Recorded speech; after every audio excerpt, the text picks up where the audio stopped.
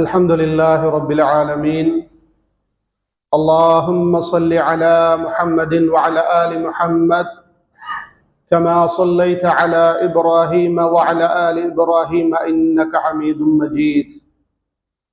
اللهم بارك على محمد وعلى آل محمد كما باركت على إبراهيم وعلى آل إبراهيم إنك حميد مجيد.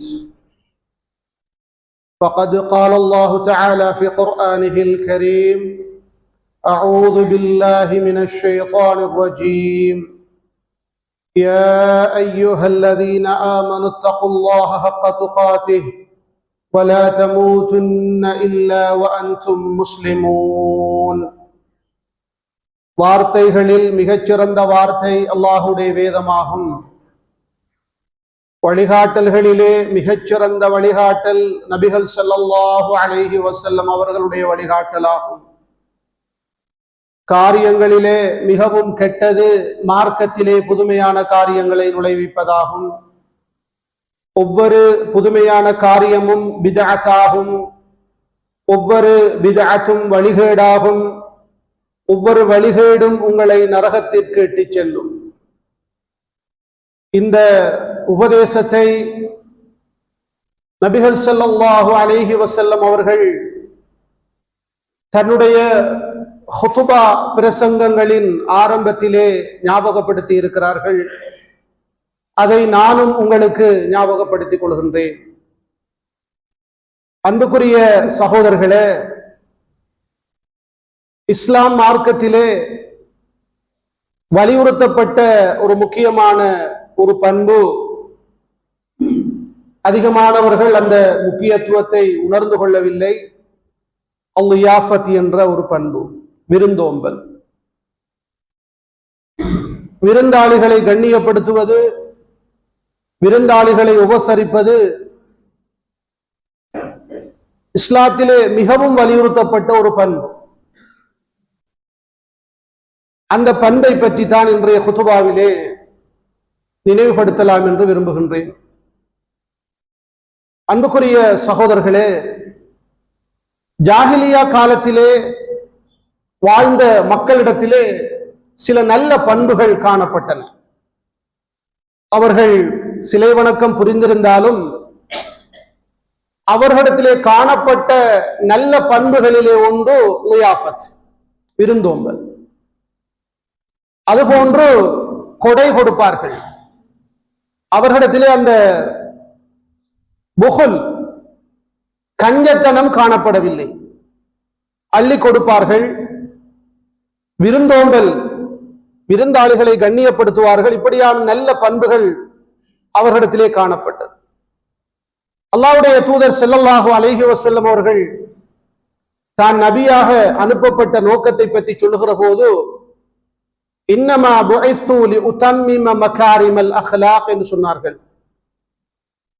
நல்ல பண்புகளை பூர்த்திப்படுத்துவதற்காகவே நான் நபியாக அனுப்பப்பட்டேன் என்று சொன்னார்கள். ஏற்கனவே காணப்பட்ட நல்ல பண்புகளோடு சேர்த்து அந்த மக்களுக்கு மத்தியிலே இல்லாத நல்ல பண்புகளையும் மக்களுக்கு அறிமுகப்படுத்தி அதை பூர்த்திப்படுத்துவதற்காகவே நான் அனுப்பப்பட்டுள்ளேன் என்று அல்லாஹ்வுடைய தூதர் குறிப்பிட்டார்கள். அல்லாஹ்வுடைய தூதர் ஸல்லல்லாஹு அலைஹி வஸல்லம் அவர்களை பொறுத்தவரையில் அவர்கள் நபியாக அனுப்பப்படுவதற்கு முன்னரும் இக்ராமுல் லைஃப், விருந்தாளிகளை கண்ணியப்படுத்துகிற பண்புள்ளவராக இருந்திருக்கிறார்கள். நபியாக அனுப்பப்படுவதற்கு முன்னரே உங்களுக்கு தெரியும், ஆரம்ப வஹி அருளப்பட்ட நிகழ்வு.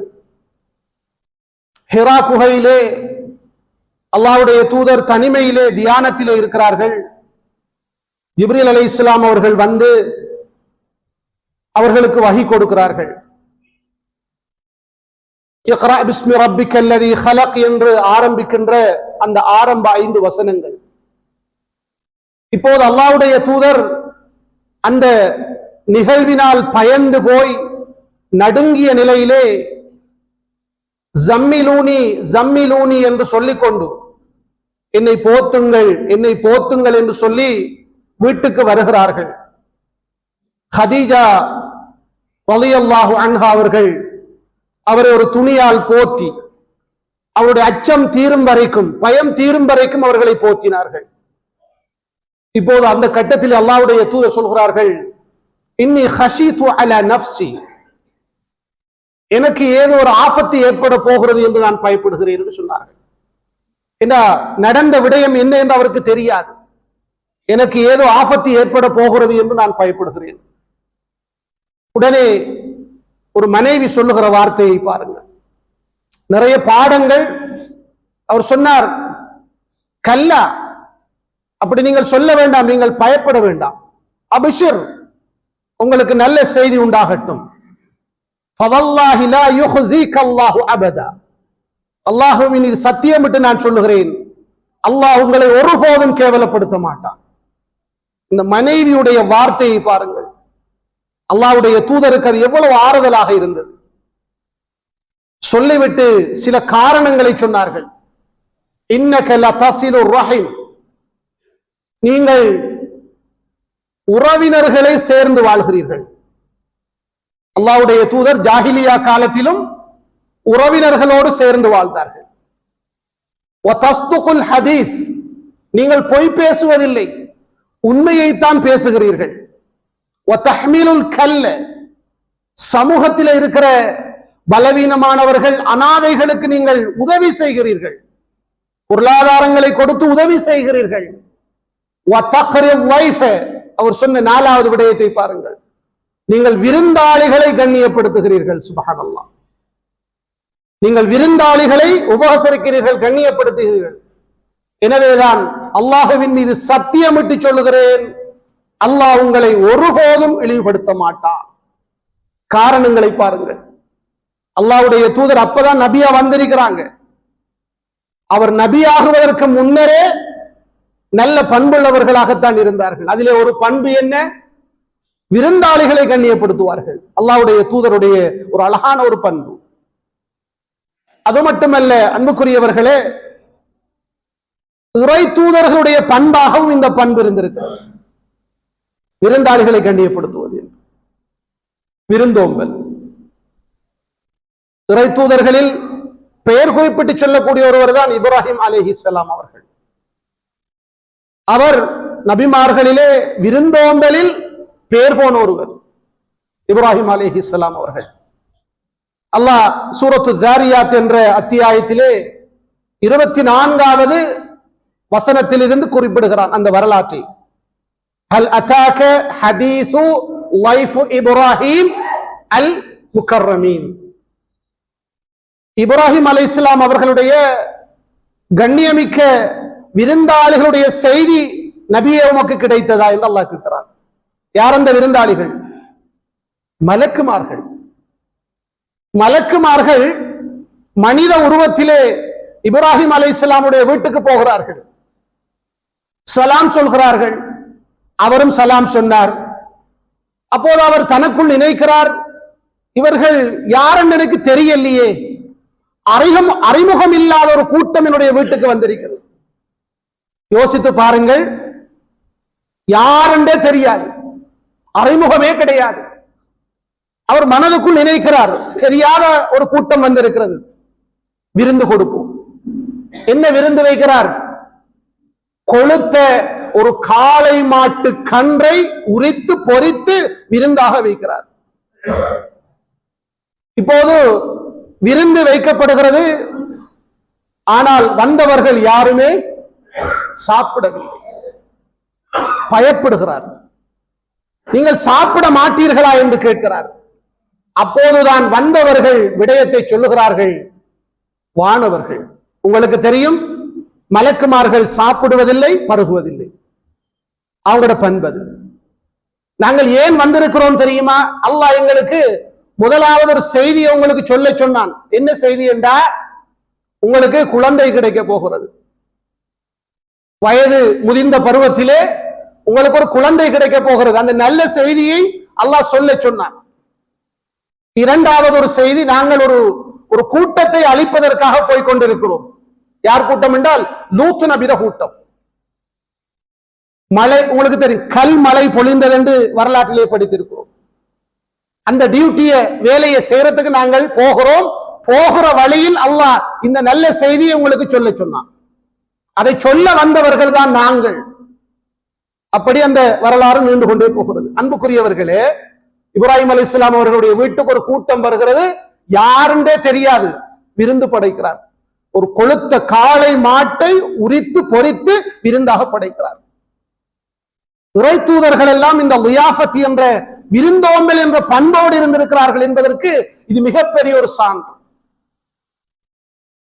அல்லாஹ்வுடைய தூதர் ஸல்லல்லாஹு அலைஹி வஸல்லம் அவர்கள் தான் நபியாக அனுப்பப்பட்டதற்கு பிறகு இந்த விருந்தோம்பல் என்ற பண்பை மக்களுக்கு வலியுறுத்துகிறார்கள். எந்த அளவுக்கு என்றால், அன்புக்குரிய சகோதரர்களே, மன் கான யுமினு பில்லாஹி வல் யௌமில் ஆகிர் ஃபல்யுக்ரிம் லைஃபஹு. அல்லாஹுவையும் மறுமை நாளையும் யார் ஈமான் கொள்கிறாரோ அவர் தன்னுடைய விருந்தாளியை கண்ணியப்படுத்தட்டும் என்று சொன்னார்கள். ஏன் அல்லாஹ்வுடைய தூதர் இந்த ஹதீஸிலே பாருங்கள், ஈமானோடு இணைத்துத்தான் விருந்தோம்பல் என்ற பண்பை பற்றி சொல்லி இருக்கிறார்கள். ஒருவரிடத்திலே இந்த விருந்தோம்பல் என்ற பண்பு இருக்கிறது என்றால் அவருடைய ஈமான் என்பது பூரணம் அடைந்திருக்கிறது, பலம் அடைந்திருக்கிறது. அதற்கான அடையாளம் தான் அது. இந்த செய்தியை சொல்லுகிற போது அல்லாஹ்வுடைய தூதர் இன்னும் 2 விடயங்களை சேர்த்து சொன்னார்கள். என்ன 2 விடயங்கள்? யார் அல்லாஹுவையும் மறுமை நாளையும் ஈமான் கொள்கிறாரோ அவர் பேசினால் நல்லதை பேசட்டும் அல்லது வாய் மூடி மௌனமாக இருக்கட்டும். இது ஒரு பண்பு. யார் அல்லாஹுவையும் மறுமை நாளையும் ஈமான் கொள்கிறாரோ அவர் தன்னுடைய அயலவர்களை கண்ணியப்படுத்தட்டும். இந்த 2ஓட சேர்த்துதான் அல்லாஹ்வுடைய தூதர் 3வது சொல்கிறார்கள். என்ன? யார் அல்லாஹுவையும் மறுமை நாளையும் ஈமான் கொள்கிறாரோ அவர் தன்னுடைய விருந்தாளியை கண்ணியப்படுத்தட்டும். அன்புக்குரிய சகோதரர்களே, இந்த ஹதீஸை நாம் நன்றாக சிந்திக்க வேண்டும். ஈமானின் அடையாளம், ஈமான் பலம் அடைந்திருக்கிறது என்பதற்கான அடையாளம், ஈமான் பூரணத்துவம் அடைந்திருக்கிறது என்பதற்கான அடையாளம் லியாஃபத் என்ற விருந்தோம்பல். அது ஒரு சாதாரணமான ஒரு விடயமாக நாம் எடுத்துக்கொள்ள கூடாது. அல்லாஹ்வுடைய தூதர் அந்த அளவுக்கு ஈமானோடு இணைத்து வலியுறுத்தி இருக்கிறார்கள். அதன் முக்கியத்துவத்தை நாங்கள் புரிந்து கொள்ள வேண்டும். அது மட்டுமல்ல, அல்லாஹ்வுடைய தூதர் ஸல்லல்லாஹு அலைஹி வஸல்லம் அவர்கள் விருந்தாளி அவருக்கு ஒரு உரிமை இருக்கிறது. விருந்து கொடுப்பவர்கள் அந்த உரிமையை அவருக்கு கொடுக்க வேண்டும், கடமை. அல்லாஹ்வுடைய தூதருடைய காலத்திலே வாழ்ந்த ஒரு முக்கியமான சஹாபி அப்துல்லா இப்னு அம்ர் இப்னு ஆஸ் ரலியல்லாஹு அன்ஹு. இவர் இளைஞனாக இருக்கிறார்கள். தன்னுடைய இளமை பருவத்தை வணக்கங்களில் அதிகம் கழிக்கிறார்கள். அதிலேயும் கொஞ்சம் ஒரு கட்டத்தில் அவர் அதுல குலுவுன் ஓவரா வரம்பு மீறி கடுமையாக இபாதத் செய்கிறார்.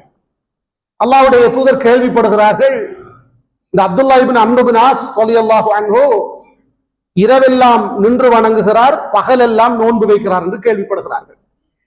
அல்லாஹ்வுடைய தூதர் எப்பொழுதும் ஒருவர் மார்க்க விடயத்தில் கொஞ்சம் வரம்பு மீறி போகிற போது உடனடியாக அவரை சந்தித்து நெறிப்படுத்துவார்கள்.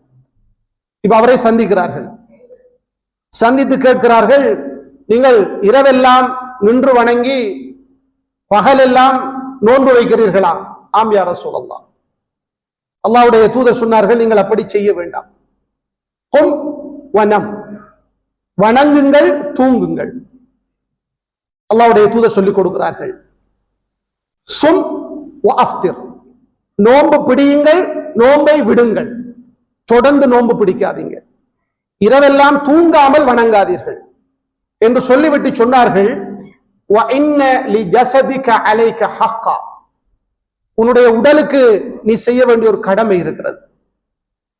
வ இன்ன லி ஐனிக அலைக ஹக்கா, உன் கண்களுக்கு நீ செய்ய வேண்டிய ஒரு கடமை இருக்கிறது. வ இன்ன லி ஸௌரிக அலைக ஹக்கா, உன் விருந்தாளிக்கு நீ செய்ய வேண்டிய ஒரு கடமை இருக்கிறது. உன்னுடைய மனைவிக்கு நீ செய்ய வேண்டிய ஒரு கடமை இருக்கிறது.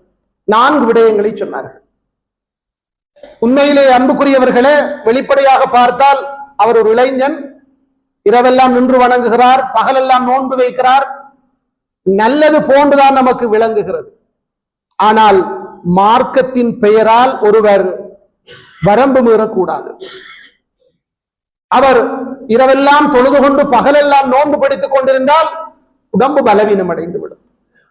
அவர் தூங்காமல் வணங்கினால் அவர் கண்ணுக்குரிய ஹக்கை கொடுக்கவில்லை, நோயாளியாகி விடுவார். அதே நேரத்திலே அவருடைய வீட்டுக்கு விருந்தாளிகள் வருவார்கள். விருந்தாளிகள் வந்தால் அந்த விருந்தாளிகளை கவனிக்க வேண்டும். இவர் நோன்பு பிடித்துக் கொண்டிருந்தால் எப்படி கவனிப்பது? மனைவி இருக்கிறார், மனைவிக்குரிய கடமையை கொடுக்க வேண்டும், ஹக்கை கொடுக்க வேண்டும் என்று அல்லாஹ்வுடைய தூதர் சொன்ன இந்த செய்தியிலே ஒரு விடயத்தை முக்கியத்துவப்படுத்துகிறார்கள். என்ன விடயம்? உன் விருந்தாளிக்கு ஒரு கண்ணியம் கொடுக்க வேண்டும், விருந்தாளிக்கு ஒரு கடமை இருக்கிறது, அதை நீ நிறைவேற்ற வேண்டும். முக்கியத்துவத்தை நாங்கள் புரிந்து கொள்ள வேண்டும் என்பதற்காக சொல்கிறேன். அது மட்டுமல்ல, அல்லாஹ்வுடைய தூதர் ஸல்லல்லாஹு அலைஹி வஸல்லம் அவர்கள், நாங்கள் உணவளிப்பது என்பது, விருந்தோம்பல் என்பது நாம் சுவர்க்கம் நுழைவதற்கு ஒரு காரணமாக அமைந்துவிடும், சுவர்க்கம் போவதற்கு ஒரு காரணம். நபிகள் ஸல்லல்லாஹு அலைஹி வஸல்லம் அவர்கள் குறிப்பிடுகிறார்கள், மனிதர்களே என்று அழைத்து சொன்னார்கள் 3 விடயங்களை. அஃஷு ஸலாம் வ அத்இமு தஆம் வ ஸல்லு பில்லைல் வன்னாஸ் நியாம் ததுகுலுல் ஜன்னத பிஸலாம் என்று சொன்னார்கள். 3 விடயங்கள். முதலாவது, சலாத்தை பரப்புங்கள். தெரிந்தவர்கள் தெரியாதவர்கள் எல்லாருக்கும் சலாம் சொல்லுவோம். சலாம் சொல்லுகிற விடயத்தில் நீங்கள் கஞ்சத்தனப்பட வேண்டாம், பெருமைப்படவும் வேண்டாம். நான் போய் இவருக்கு சலாம் சொல்றதாண்டு அப்படியெல்லாம் பெருமைப்படாதீங்க. சலாத்தை பரப்புங்கள். அடுத்தது, உணவளியுங்கள். இந்த உணவளிப்பதற்குள் விருந்தோம்பலும் வருகிறது. ஏழைக்கு உணவளிப்பதும் வருகிறது, வீட்டுக்கு வருகிற விருந்தாளிக்கு உணவளிப்பதும் வருகிறது. 3வது சொன்னார்கள், மனிதர்கள் இரவிலே தூங்கிக் கொண்டிருக்கிற போது நீங்கள் எழும்பி வணங்குங்கள். இந்த 3 அமலையும் நீங்கள் செய்தால் சுவர்க்கத்துக்குள் நிம்மதியாக நீங்கள் நுழைந்து கொள்வீர்கள். அன்புக்குரிய சகோதரர்களே, ஒரு தலைப்புக்குள் அல்லாஹ்வுடைய தூதர் இன்னும் பல விடயங்களை சொல்லி தருகிறார்கள். ஒரு அடியான் சுவர்க்கத்துக்குள் அமைதியாக நிம்மதியாக நுழைவதற்கான காரணங்களை சொன்னார்கள். நீங்கள் நிம்மதியாக சுவர்க்கம் நுழைய வேண்டுமா? இந்த 3 விடயங்களையும் செய்யுங்கள். அதிலே உணவளியுங்கள். விருந்தோம்பலின் ஊடாக ஒருவர் தன்னுடைய வீட்டுக்கு வருகின்ற விருந்தாளிக்கு உணவளிக்கின்றார். அதன் மூலமாக அவர் சுவர்க்கம் நுழைவதற்கு அது காரணமாக அமைந்து விடுகிறது. அது மட்டுமல்ல, அன்புக்குரிய சகோதரர்களே, இன்னொரு முக்கியமான ஒரு விடயம், அல்லாஹ்வுடைய தூதர் அவருடைய வாழ்க்கையிலே சஹாபாக்களுக்கு மத்தியில் நடைபெற்ற ஒரு நிகழ்வு. இந்த விருந்தோம்பலில் சஹாபாக்கள் எப்படி முன்மாதிரியானவர்கள், அந்த விருந்தோம்பலை அல்லாஹ் எப்படி விரும்புகிறான், நேசிக்கிறான் என்பதை பற்றி நமக்கு சொல்லக்கூடிய ஒரு முக்கியமான ஒரு விடயம். அதிலே ஒரு தடவை அல்லாஹ்வுடைய தூதர் ஸல்லல்லாஹு அலைஹி வஸல்லம் அவர்கள் ஒரு சபையிலே இருந்து கொண்டிருக்கிறார்கள். மஸ்ஜித் நபவியில் ஒரு மனிதர் வருகிறார், விருந்தாளியாக வருகிறார். உடனே அல்லாஹ்வுடைய தூதர் இவருக்கு விருந்து கொடுக்க வேண்டும். இப்போது ஒருவரை அனுப்புகிறார் தன்னுடைய வீடுகளுக்கு, மனைவிமார்களுக்கு இடத்துல போய் கேட்டுட்டு வர சொல்லி, விருந்தாளி ஒருவர் வந்திருக்கிறார், ஏதாவது சாப்பிடுவதற்கு இருக்கிறதா என்று கேட்டு அனுப்புகிறார்கள். உங்களுக்கு தெரியும், ஒரே நேரத்தில் அல்லாஹ்வுடைய தூதருக்கு மதீனா அல் முனவ்வராவிலே 9 மனைவியர்கள் இருக்கிறார்கள். ஏற்கனவே 2 பேர் மௌத்தாயிட்டாங்க. இப்போது அந்த போன மனிதர் அல்லாஹ்வுடைய தூதருடைய மனைவியர்களை சந்தித்து கேட்கிறார், அல்லாஹ்வுடைய தூதர் விருந்தாளியை அழைத்துக் கொண்டு வர போகிறாராம், ஏதாவது சாப்பிட இருக்கிறதா? எல்லாரும் சொன்னாங்க, தண்ணீரை தவிர ஒன்றும் இல்லை வீட்டில், தண்ணீரை தவிர வீட்டில் எதுவும் கிடையாது. ஒரு ஜனாதிபதியில வீடு, எப்படி வாழ்க்கை? உடனே அல்லாஹ்வுடைய தூதர் பார்க்கிறார்கள், இப்ப விருந்தாளியை கூட்டிக்கு போனா கண்ணியப்படுத்தணும், சாப்பாடு இல்ல வீட்டு. உடனே அந்த சபையில இருந்தவர்களை பார்த்து கேட்டார்கள், உங்களில் யாராவது இந்த விருந்தாளியை தன்னுடைய வீட்டுக்கு அழைத்து செல்ல முடியுமா? அப்போது ஒரு சஹாபி எழும்பினார், மதீனாவை சேர்ந்த ஒரு சஹாபி. பொதுவாக மதீனா வாசிகளிடத்திலே விருந்தோம்பல் அதிகம். உடனே சொன்னார், யா ரசூலல்லாஹ், நான் அவரை அழைத்து செல்கிறேன். வீட்டை மனைவி கிட்ட சொல்லையும் இல்லை, வீட்டு நிலைப்பாடுகளை அறியவும் இல்லை. அவர் எடுத்து கூட்டிட்டு போறார். கூட்டிக்கு போய் விருந்தாளிய அமர வைத்து விட்டு மனைவி கிட்ட போய் சொல்றார், அல்லாஹ்வுடைய தூதருடைய விருந்தாளியை நான் அழைத்து கொண்டு வந்திருக்கிறேன் சொன்னார். இந்த அவர் அல்லாஹ்வுடைய தூதருக்குரிய விருந்தாளி, அவரை நான் அழைத்து கொண்டு வந்திருக்கிறேன். உடனே மனைவி சொன்னார், வீட்டிலே கொஞ்சம் இரவு உணவு இருக்கிறது, ராச்சாப்பாடு நேரம், அது நம்முடைய பிள்ளைகளுக்கு மட்டும்தான் போதும், நமக்கே சாப்பாடு இல்லை இரவைக்கு. என்ன செய்யறது? விருந்தாளியை கூட்டிக் கொண்டு வந்துட்டார், அல்லாஹ்வுடைய தூதருடைய விருந்தாளி. தன் கஷ்டத்தை, தன் நிலைமைகளை சொல்லவில்லை. விருந்தாளிக்கு தெரியா உண்டு, விருந்தாளிக்கு தெரியாமத்தான் அந்த உரையாடல் நடக்குது. சுப்ஹானல்லாஹ். உடனே மனைவி கிட்ட சொன்னாங்க, விருந்தாளி வந்திருக்கிறாரு, நீங்க சாப்பாடு தயார்படுத்துறா போல பாசாங்கு செஞ்சுக்கிட்டே இருங்க. அவர் வேற மாதிரி யோசிச்சிருவாரு, மனசுக்கு சங்கடமே அவருக்கு. நீங்க சாப்பாடு தயார்படுத்துறா போல செய்யுங்க, பிள்ளைகளை தூங்க வைத்து விடுங்கள். இரவு சாப்பாடு இல்லாம பிள்ளைகளை தூங்க வையுங்கள். நாம 2 பேரும் இன்றைக்கு வைத்த கட்டி வைப்போம், சாப்பிடுறோம். விருந்தாளியை மட்டும்தான் கவனிக்கணும். இப்ப நீங்க சாப்பாடெல்லாம் கொண்டு வர அந்த நேரம் பார்த்து விளக்கை சரி செய்வது போன்று வந்து விளக்கை அணைத்து விடுங்கள்.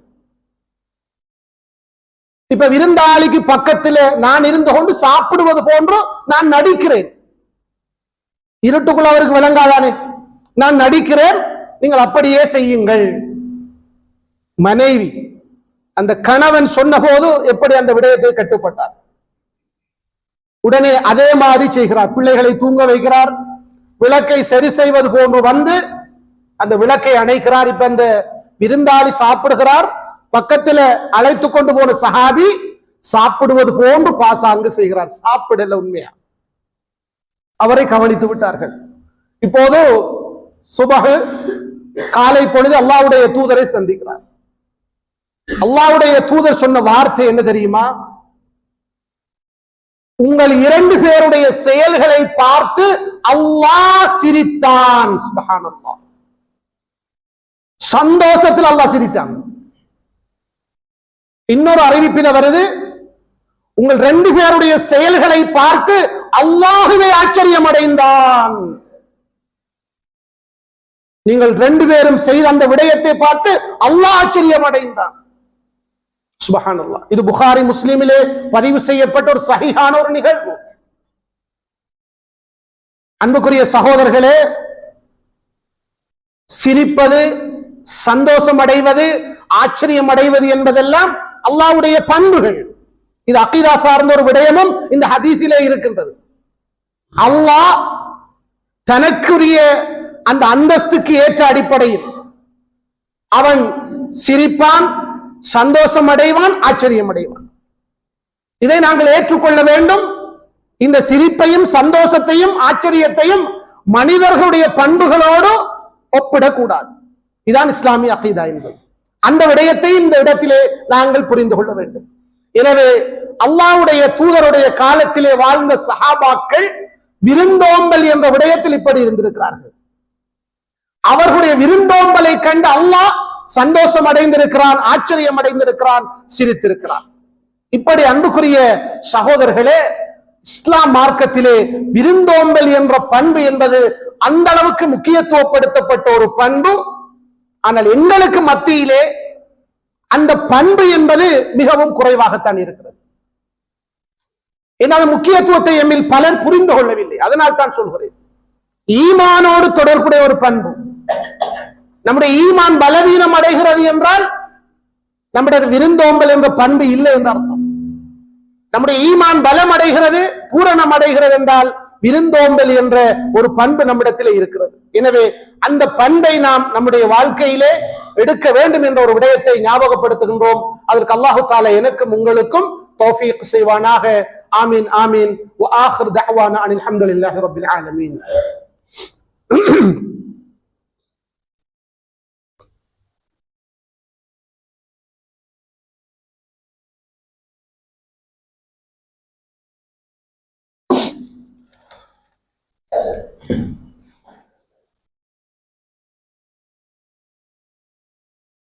الحمد لله رب العالمين.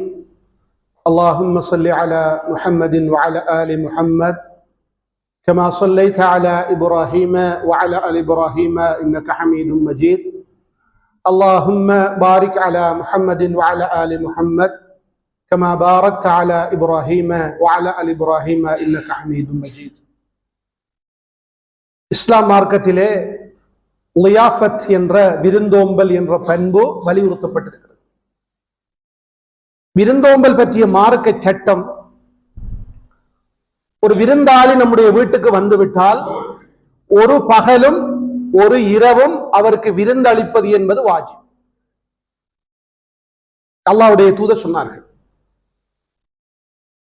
அதற்கு பிறகு 3 நாட்களுக்கு அவருக்கு விருந்தளிப்பது என்பது முஸ்தஹப்புன், சுன்னத்தான விடயம். 3 நாட்களுக்கு மேல் ஒரு விருந்தாளி நம்முடைய வீட்டிலே இருக்கிறார் என்றால், அவருக்கு நாம் விருந்து வழங்குகிறோம் என்றால், அது ஒவ்வொரு நாளும் நாம் கொடுக்கிற விருந்து என்பது சதகாவாக கருதப்படும். அல்லாஹ்வுடைய தூதர் சொன்னார்கள். எனவேதான் விருந்தாளி நம்முடைய வீட்டுக்கு வந்தால் அவருக்கு விருந்தளிப்பது என்பது வாஜிப். ஆக குறைந்தது ஒரு இரவு ஒரு பகல்.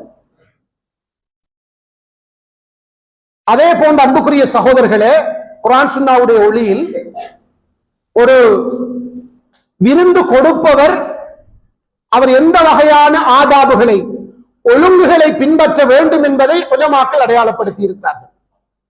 என்னுடைய வீட்டுக்கு ஒரு விருந்தாளி வருகிறார் என்றால் நான் எந்த ஒழுங்குகளை பின்பற்ற வேண்டும்? முதலாவது அன்புக்குரியவர்களே, என்னுடைய வீட்டுக்கு ஒரு விருந்தாளி வருகிறார் என்று சொன்னால் அவரை நான் எழும்பி நின்று அவரை வரவேற்க வேண்டும். இது மார்க்கத்தில் அனுமதிக்கப்பட்டிருக்கிறது. விருந்தாளி வீட்டுக்கு வந்தால் நாம் எழும்பி போய் அவரை வெல்கம் பண்ணணும், வரவேற்கணும். அல்லாஹ்வுடைய தூதர் மர்ஹபா என்ற வார்த்தைகளை சொல்லி வரவேற்பார்கள். வெல்கம், வாருங்கள் என்று சொல்லி. அல்லாஹ்வுடைய தூதருக்கு அவருடைய மகள் ஃபாத்திமா ரலியல்லாஹு அன்ஹா அவர்கள் அல்லாஹ்வுடைய தூதருடைய வீட்டுக்கு வருகிற போது எழும்பி தன்னுடைய மகளுடைய கையை பிடித்து வரவேற்பார்கள். அதுபோல ஃபாத்திமா ரலியல்லாஹு அன்ஹாவுடைய வீட்டுக்கு அல்லாஹ்வுடைய தூதர் போகிற போதும் அவர்களும் எழும்பி அல்லாஹ்வுடைய தூதருடைய கைகளை பிடித்து வரவேற்பார்கள். இது அல்லாஹ்வுடைய தூதருடைய வாழ்க்கையிலே நாம் கண்டுகொள்ளக்கூடிய ஒரு விடயம். நம்முடைய வீட்டுக்கு ஒரு விருந்தாளி வருகிறார் என்றால், ஒரு ஆணாக இருந்தால் அந்த வீட்டில் இருக்கிற ஆண்கள் அவர்களை முசாபகா செய்து எழும்பி வரவேற்க வேண்டும்.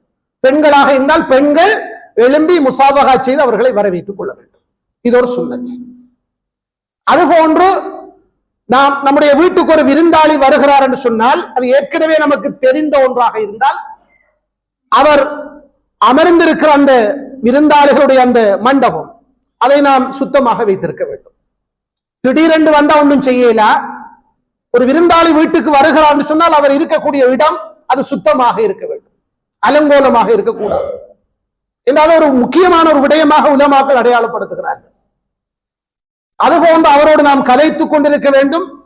அவருக்கு தேவையான ஏற்பாடுகளை நாம் விரும்பி நாம் ஏற்பாடு செய்து கொண்டே இருக்க வேண்டும். நம்முடைய அந்த பேச்சிலே, நம்முடைய அந்த வரவேற்பிலே அவர் நம்முடைய வீட்டுக்கு வந்திருப்பது நமக்கு ஒரு விருப்பத்துக்குரிய விடயம் என்பது வெளிப்பட வேண்டும். என்று அவர் விரும்பாத வார்த்தைகளை சொல்லக்கூடாது. ஏனோ தானோ இந்த ஆள் நம்முடைய வீட்டை வந்துட்டானே, ஏதாவது விருந்து கொடுப்போம் என்பது போன்று நம்முடைய முகத்தில் கூட அந்த அடையாளம் தெரியக்கூடாது. சகோதரர்களே, முகமலர்ச்சி தலாக்கத்துல் வஜ் உலமாக்கள் சொல்கிறார்கள். வீட்டுக்கு வருகிறவர்களை அஸ்ஸலாமு அலைக்கும் என்ற முகமன் சொல்லி முகமலர்ச்சியோடு மர்ஹபன் என்று வரவேற்க வேண்டும். அந்த வரவேற்பில் விளங்கிவிடும் அவர் மன விருப்பத்தோடு இருக்கிறார். ஏற்கனவே ஒருவர் நம்முடைய வீட்டுக்கு வருவதாக சொல்லுகிறார் என்றால் அவருக்கு நாம் ஏற்பாடுகளை செய்ய வேண்டும். இப்ப நாங்க முந்தி பார்த்தது என்ன? திடீரென்று ஒரு விருந்தாளி வந்தார், நம்ம வீட்டுக்கு அப்படி ஒரு விருந்தாளி வந்தால் நம்ம வீட்டிலே இருக்கக்கூடிய உணவை நாம் பரிமாறி சாப்பிட வேண்டும். சொல்லிட்டு வாராருண்டா அதுக்கான ஏற்பாடுகளை நாம் செய்ய வேண்டும். ஏன்னா அந்த சஹாபி அவருடைய வீட்டிலே பிள்ளைகளுக்கு மட்டும்தான் உணவு இருக்கிறது, ஆனால் முகம் சலிக்கவில்லை. முகம் சுளிக்காமல் தன்னுடைய மனைவியோடு மஷூரா செய்து அவருக்கான ஏற்பாடுகளை செய்கிறார். அதுபோல நம்முடைய வீட்டுக்கு வருகிற அந்த விருந்தாளிகளை நாம் கண்ணியத்தோடு வரவேற்று அவர்களுக்கு ஏற்பாடுகளை செய்ய வேண்டும். ஒரு தடவை அல்லாஹ்வுடைய தூதர் ஸல்லல்லாஹு அலைஹி வஸல்லம் அவர்கள் வீட்டிலே இருந்து வெளியாகிறார்கள். என்ன காரணம் தெரியுமா? சரியான பசி. வீட்டை சாப்பிடுறதுக்கு எதுவும் இல்லை, எங்கேயாவது விருந்துக்கு போகலாம் என்று சொல்லி வெளியானாங்க. அப்படி வெளியாகிற போது அல்லாஹ்வுடைய தூதர் 2 சஹாபாக்களை கண்டாங்க, முக்கியமான சஹாபாக்கள். ஒருவர் அபூபக்கர் ரலியல்லாஹு அன்ஹு, மற்றவர் உமர் ரலியல்லாஹு அன்ஹு. உடனே அல்லாஹ்வுடைய தூதர் கேட்கிறார்கள், இந்த நேரத்தில் உங்கள் 2 பேரையும் உங்களுடைய வீடுகளிலே இருந்து வெளியாக்கியது என்ன, என்ன காரணம் என்று கேட்டாங்க. உலமாக்களுக்கு விளக்கம் சொல்றாங்க, அந்த நேரம் என்பது வீடுகளில் இருந்து வெளியேற முடியாத ஒரு நேரம். அது கடும் ஒரு பகல் நேரமாக இருக்கலாம், வெயில் நிறைந்த நேரமாக இருக்கலாம். அதனால அல்லாஹ்வுடைய தூதர் கேட்டாங்க, ஏன் 2 பேரும் இந்த டைம்ல வாரீங்க வீட்டில இருந்து? 2 பேரும் சொன்னாங்க, அல் ஜூஉன், பசி யா ரசூலல்லாஹ். சுப்ஹானல்லாஹ். அல்லாஹ்வுடைய தூதர் ஒரு ஜனாதிபதி, அபூபக்கர் அடுத்த ஜனாதிபதி, உமர் அடுத்த ஜனாதிபதி. இந்த 3 சஹாபாக்களும் எப்படிப்பட்டவர்கள் சகோதரர்களே? மக்காவிலே எல்லாவற்றையும் இழந்து மதீனாவுக்கு வருகிறார்கள். சாப்பிட வழி இல்லை, வீட்டிலே உணவில்லை. அப்ப அல்லாஹ்வுடைய தூதரை பார்த்து கேட்டார்கள், யா ரசூலல்லாஹ், நீங்கள் உங்கள் 2 பேரையும் எது வெளியாக்கியதோ அதுதான் என்னையும் வெளியாக்கி விட்டது. பசி, வீட்டு எதுவும் இல்லை, ஒரு ஜனாதிபதி. 3 பேரும் சேர்ந்து ஒரு மதீனா சஹாபி, அவருடைய பெயர் அபுல் ஹைசம் அல் அன்சாரி ரலியல்லாஹு அன்ஹு. பேரிச்ச மரங்கள், தோட்டம், ஆடுகள் வளர்க்கக்கூடிய ஒரு வசதிக்கார சஹாபி அவர். இந்த 3 பேரும் சேர்ந்து அவர் வீட்டுக்கு போறாங்க. அவர் வீட்டில் இல்ல, மனைவி இருக்கிறார். உடனே அந்த 3 பேரையும் வரவேற்று உட்கார வைக்கிறார். முதலாவது அல்லாஹ்வுடைய தூதர் கேட்டாங்க, எங்க உங்களோட வீட்டுக்காரால்? எங்களுக்கு தண்ணி எடுக்க போயிருக்கிறார், அவர் வரும் வரைக்கும் காத்து கொண்டிருக்கிறார்கள். வந்தார், அவருடைய உள்ளத்துல கடும் சந்தோஷம், முகம் மலர்ச்சி. உடனே சொன்னார், அவர் ஒரு வார்த்தை சொன்னார், இன்றைய தினத்தில் என்னை விட விருந்தாளிகளை மிக கண்ணியப்படுத்திய ஒருவர் இருக்கவே முடியாதுன்னு சொன்னார். இந்த வீட்டுக்கு மிக முக்கியமான 3 விருந்தாளிகள் வந்திருக்கிறார்கள். சுப்ஹானல்லாஹ். சந்தோஷப்படுகிறார். உடனே அவருடைய பேரித்தம் மர தோட்டங்களுக்கு தோட்டத்துக்கு போய் ஒரு கூட பேரிச்சம்பளம் வாங்கிக்கிட்டு வராங்க. இது சாப்பாடுக்கு முந்தி சாப்பிடுறதுக்கு கொடுத்தார். அதுக்குள்ள பழங்கள் இருந்துச்சு, உதப்பழம் எல்லாம் இருந்துச்சு.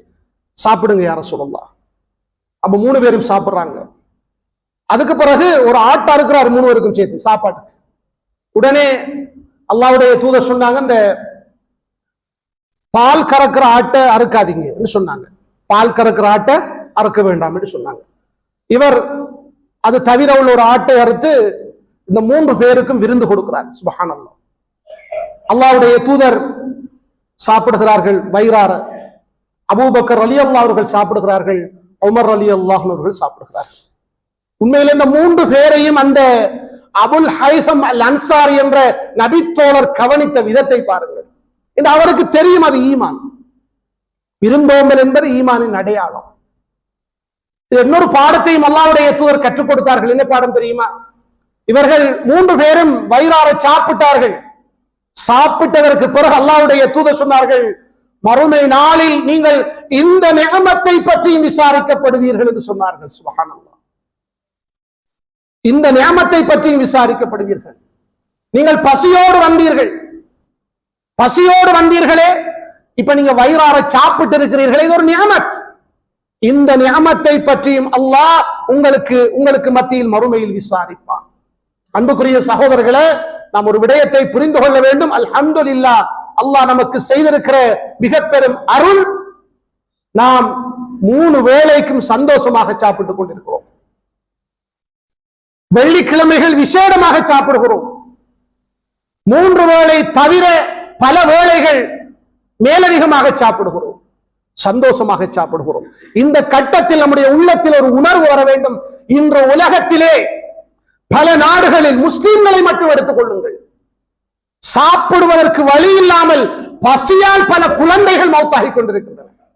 பசியால் இந்த காசாவை பாருங்கள், இன்னும் பல ஆப்பிரிக்க நாடுகளை பாருங்கள், எத்தனையோ முஸ்லிம் சிறார்கள் சாப்பிட வழி இல்லாமல் மௌத்தாகி கொண்டிருக்கிறார்கள். ஆனால் இன்றைக்கு நம்முடைய குழந்தைகளுக்கு அந்த முக்கியத்துவம் பொறுமதி விளங்கவில்லை, உணர்த்தப்படவில்லை. அதை சொல்ல வேண்டும். நீங்கள் ஆக குறைந்தது அல்லாஹ் 3 வேளைகள் நிம்மதியாக சந்தோஷமாக நாம் விரும்பக்கூடிய உணவுகளை அல்லாஹ் நம்மை சாப்பிட வைத்திருக்கிறார். அது ஒரு நியமத் என்ற ஒரு உணர்வையாவது உள்ளத்தில் ஏற்படுத்திக் கொள்ளுங்கள். இது ஒரு நியமத். இந்த நியமத்துக்கு நாம் நன்றி செலுத்த வேண்டும் என்ற அந்த உணர்வையாவது உள்ளத்தில் ஏற்படுத்திக் கொள்ள வேண்டும். உங்களுடைய உள்ளத்தில் மட்டுமல்ல, உங்களுடைய பிள்ளைகளுடைய உள்ளத்திலும் நாம் ஏற்படுத்த வேண்டும். எனவே அன்புக்குரியவர்களே, இப்படித்தான் அருமை சஹாபாக்கள் ரலியல்லாஹு அன்ஹு விருந்தாளிகளை எப்படி கவனித்தார்கள், சந்தோஷமாக ஏற்றுக்கொண்டார்கள். நான் இன்றைக்கு மிகப்பெரிய ஒரு விருந்தாளியை கவனித்து விட்டேன், மனதிலே ஒரு பெரிய ஒரு திருப்தி. இது நம்மிடத்திலே வர வேண்டும்.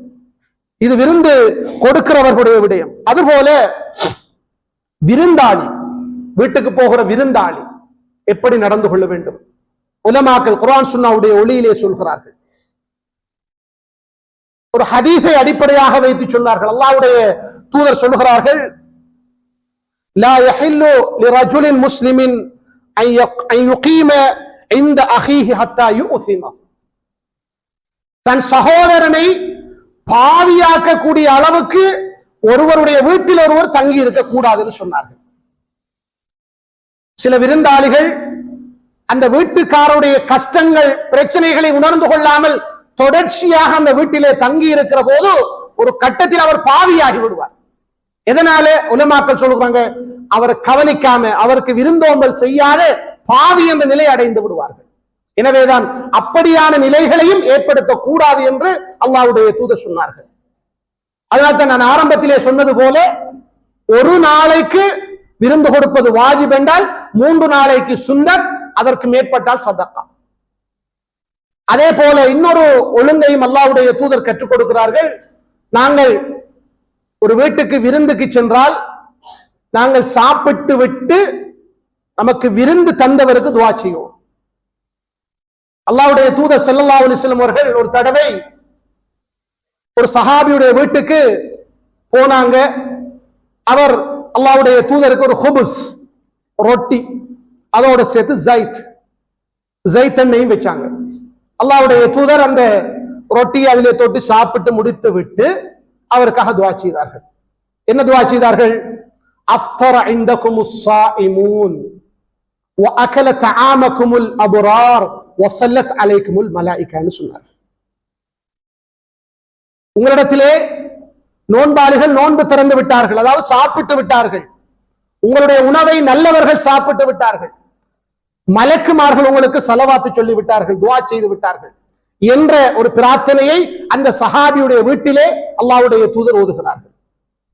இன்னொரு சந்தர்ப்பத்தில் அல்லாஹ்வுடைய தூதர் இப்படி ஒரு துஆவையும் கற்றுக் கொடுக்கிறார்கள். ஒருவர் நமக்கு விருந்து தந்தால், அல்லாஹும்ம பாரிக் லஹும் ஃபீமா ரஸக்தஹும் வக்ஃபிர் லஹும் வர்ஹம்ஹும் என்ற துஆவை ஓத வேண்டும் என்று சொல்லிக் கொடுக்கிறார்கள். இந்த விருந்துக்கு போகிறவர்களுக்கு இந்த சுன்னத் எல்லாம் தெரியாது. அவர் நமக்கு விருந்து அளித்ததற்காக நாம் அவருக்கு துஆ செய்கிறோம். என்ன துஆ? அல்லாஹும்ம பாரிக் லஹும் ஃபீமா ரஸக்தஹும். யா அல்லாஹ், அவர்களுக்கு நீ ரிஸ்காக வழங்கினாயே அந்த விடயத்தில் பரக்கத் செய்து விடு, அவங்களோட ரிஸ்க்ல நீ பரக்கத் செய்து விடு, மேலும் அவர்களுடைய பாவங்களை மன்னித்து விடு, அவர்களுக்கு அருள் செய்து விடு. அல்லாஹும்ம பாரிக் லஹும் ஃபீமா ரஸக்தஹும் வக்ஃபிர் லஹும் வர்ஹம்ஹும். அதுபோல இன்னொரு சந்தர்ப்பத்தில் அல்லாஹ்வுடைய தூதர் சொல்லிக் கொடுக்கிறார்கள், அல்லாஹும்ம அத்இம் மன் அத்அமனி வஸ்கி மன் ஸகானி. யா அல்லாஹ், எனக்கு உணவளித்தவருக்கு நீ உணவளித்து விடு, எனக்கு தண்ணீர் புகட்டியவருக்கு நீர் தண்ணீர் புகட்டி விடு, அவருடைய ரிஸ்கிலே நீ பரக்கத்தை செய்துவிடு என்ற அந்த அர்த்தத்திலே தான் அந்த துஆக்கள் அமைந்திருக்கிறது. இந்த துவாவையும் நாங்கள் மனமாற உள்ளத்தால் நாங்கள் ஓதுகின்ற போது அந்த துவா ஏற்றுக்கொள்ளப்பட்டால் அன்புக்குரிய சகோதரர்களே, அந்த விருந்து கொடுத்தவருக்கு அது மிகப்பெரிய சிறப்பாக அமைந்துவிடும். இது அல்லாஹ்வுடைய தூதர் நமக்கு கற்றுத் தந்திருக்கிறார்கள். எனவேதான் அன்புக்குரியவர்களே, நாம் எல்லோரும் இந்த குத்துபாவிலே இருந்து ஒரு விடயத்தை உள்ளத்திலே எடுத்துச் செல்ல வேண்டும். அவ்வியாஃபத் என்ற விருந்தோம்பல் என்பது இஸ்லாம் மார்க்கத்திலே வலியுறுத்தப்பட்ட ஒரு முக்கியமான ஒரு சுன்னத், ஒரு பண்பு. நம்முடைய ஈமான் பலம் அடைந்திருக்கிறது என்பதற்கான அடையாளமே அது உயாஃபத், விருந்தோம்பல்.